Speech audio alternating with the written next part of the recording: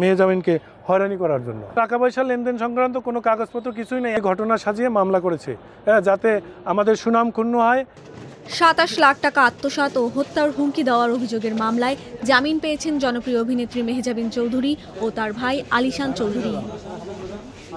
১৬ November বিকেলে ঢাকার নির্বাহী ম্যাজিস্ট্রেট আদালত ৩-এর বিচারক আফরোজা হক তানিয়ার আদালতে জামিনের আবেদন করেন মেহজাবিন ও তার ভাই।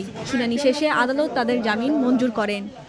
মামলার সাথে এরকম টাকা পয়সা লেনদেন সংক্রান্ত কোনো কাগজপত্র কিছুই নেই, এমনকি বাদীর ন্যাশনাল আইডি কার্ড, জাতীয় পরিচয়পত্র, যেটা দিয়ে একটা মানুষকে বর্তমান সময় শনাক্ত করা যায়, সে ন্যাশনাল আইডি কপির কোনো ফটোকপিও দেওয়া হয়নি।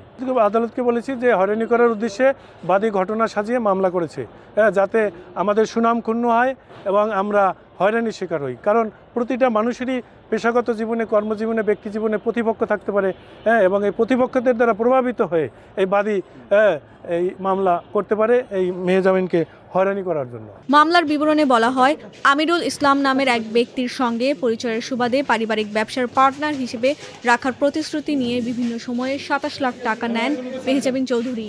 এরপর মেহজাবিন ও তার ভাই দীর্ঘদিন ব্যবসায়িক কার্যক্রম শুরুর উদ্যোগ না নেওয়ায় আমিরুল ওই টাকা ফেরত চাইতে গেলে তাকে টাকা না দিয়ে অনেক দিন ধরে ঘুরাতে থাকেন।